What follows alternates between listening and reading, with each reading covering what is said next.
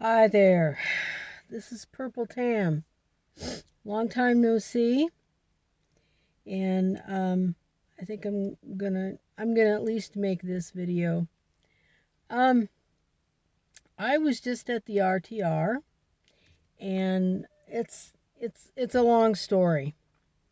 Um, but this was the last day of the RTR, and I had some good experiences and some disappointing experiences and some very traumatic and a very traumatic experience. And as you can tell, I've been getting some sun. Have not been keeping up on my exercises though. Um,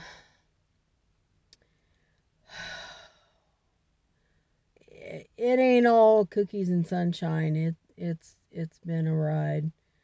Um, let's see. I've made some videos telling my story, where I've been and where I've been going. Um, I'll rewind and tell you about how I got here and all that. But here's what I want to say about the RTR. I love Bob Wells and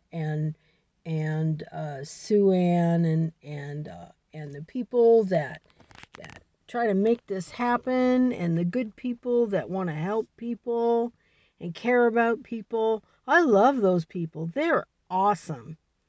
And the world needs more of them, and I need to be more like them.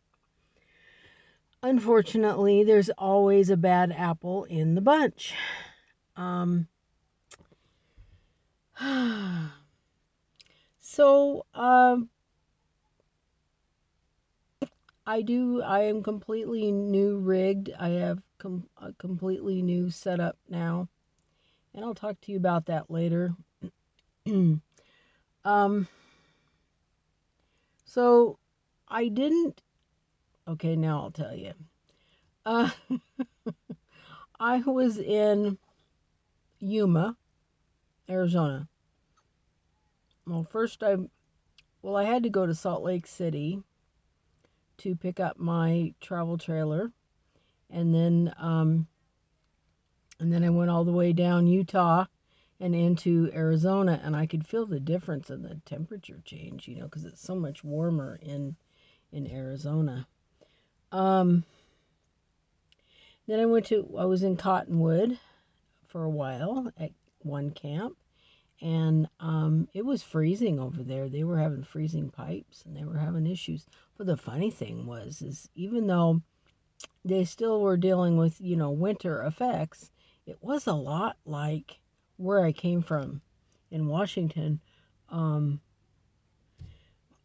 with the cold thing. But during the day, there's like the sunshine thing going on. But I had a lot of condensation in my trailer. And that has definitely okay. Time for toothbrush and number times two. Okay, so from Cottonwood, I went to Yuma, stayed there for a couple weeks, and I was at. Okay, I don't want to get into that. Okay, so here's a problem that I ran into. I just turned 55, and lo and behold, I didn't know that my driver's license was going to expire. So it did. And so I was trying to get that straightened out. Somebody in Arizona at the DMV suggested I go to the library and ask for a driver's license extension. And I waited for almost a month, and I was supposed to get an email. And that didn't happen. And so I called, and they said, well, we sent you. I said, why didn't anybody tell me? They said, well, we sent this to you. And apparently that was at my old address before I even became a nomad. That was one address that I skipped. I missed it, and I didn't get it. And so I had no idea. So Okay, so then I had to keep calling back because they were hanging up on me because I wasn't getting all the information that I needed.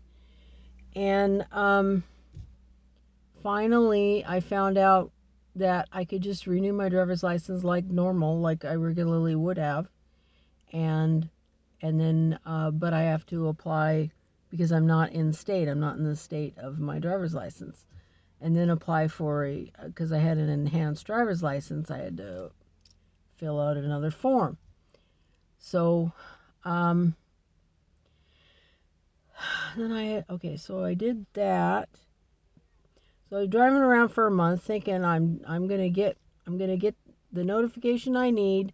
And in the meantime, I was carrying on my tablet, it said that my driver's license number was valid on that day. And so I was carrying my tablet around, and then I couldn't find my tablet, and I just found it about 10 minutes ago. Hallelujah. Ew, stuff on my teeth. Okay. Okay, so moving right along. So then I went back to the library, and this time, because I couldn't find my tablet all that time, yeah, it's time for a shampoo. I couldn't find that copy because I wasn't pulled over. Ooh. So finally I went to the library because I was busy having to go to and fro. There was so much going on. Who has time to go to the library? Okay, so finally I made 2 copies and somebody gave me 1 extra. Wasn't that nice? The lady at the library gave me 1 extra copy. So now I have 3 copies of a statement saying that my driver's license number is valid. So they're going to do what they're going to do, okay? But I got a piece of paper and a driver's license, and I have done all of the footwork that I have been required to do, other than sitting and waiting, having no life, and there, frankly, is no place for me to go because I don't live here. I don't live in the state of Arizona. I'm not from Arizona. I don't have... Actually, I do have family in Arizona, and that's another story, which I don't want to badmouth her.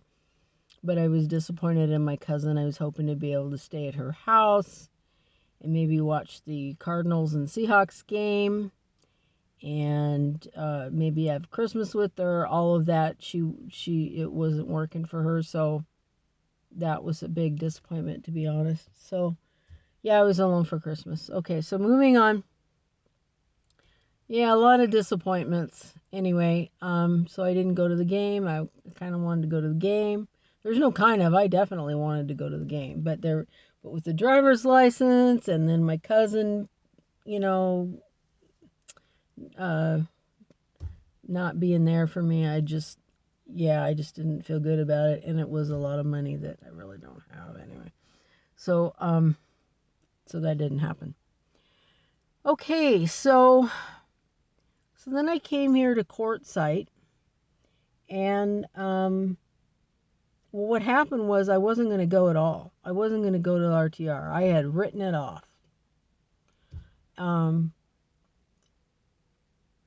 Because for a few reasons. One reason was because of the I didn't want to drive any more than I had to. But I did have to leave camp, and I only left a few days early.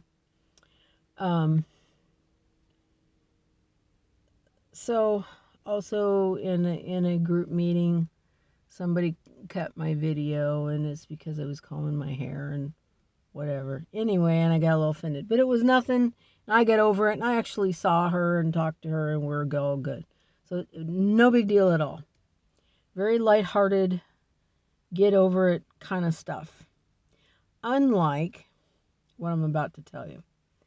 I'm going to try to make this quick because I don't want to I'm trying not to make a really long video. Okay, so I never went to the women's RTR, which happened before the co-ed RTR, because I wasn't here on time, and I missed the first couple days of the regular RTR too, which was the best part because that's where Bob Wells was teaching in the first class on the first day. I missed that. Anyway, the good news is that by the time I showed up, which was late and in the last class, Bob Wells was up on stage. Got to see him for maybe half an hour and see that Santa Claus face, and then, say to myself, I saw Bob Wells in real life. And that was it. That's all I saw of Bob Wells.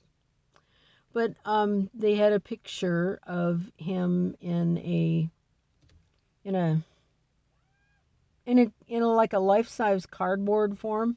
Anyway, I got pictures of me standing next to the Bob Wells picture. I was happy about that. I liked that. And also, the second to the last day, they had this kind of folksy concert, and people were getting up and dancing. I like a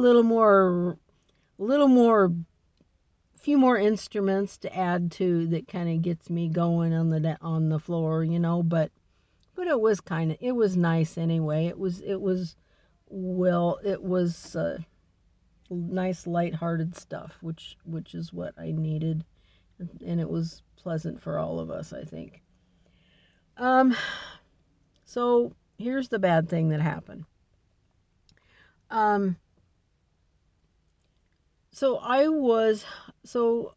after the first day of the RTR, I did meet this lady, and she welcomed me into the group where she was camping, and I found it, and I've been camping here the whole time that I've been here, and which was about halfway in the middle of the RTR.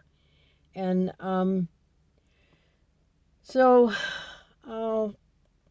anyway, a day or two later, this girl in a silver car came into our camp, and she came into our camp for 2 nights, and it was always later than everybody. I mean, it was after everybody was asleep. It was like she didn't want to deal with any confrontation, or I don't know what her deal was, but that's when she would show up. And I did, and a few other women did talk to her and find out some things about her. But anyway, before anything went bad, my deal is that I didn't have a cook stove, because I had left half of it. I had the burner part. Can I show you? Where is it? Is it in here? Okay, well, anyway, forget it. I had the burner part, but I didn't have the part that hooks to the propane bottle. So no cooking for me, So I was hunting around looking for some kind of cooking stove. And so finally, at like this flea market place downtown Quartzite, I bought a used propane stove. I've had one before, and anyway, it was a double, but it didn't work right at all, and it was like leaking gas, but the gas wasn't coming up into the burners. It was just leaking from the bottle, and it was not good. And I thought, well, I wonder if I'm doing this wrong, or somebody can show me how to do it right, And my camping companions were not here. There's nobody here. And so there were 2 couples walking down the path, and I asked them, I said, do you know anything about propane stoves? And so they came over, and a guy started helping me, and he said, yeah, you need to take this back and go get your money back. It's missing a part. Okay, fine.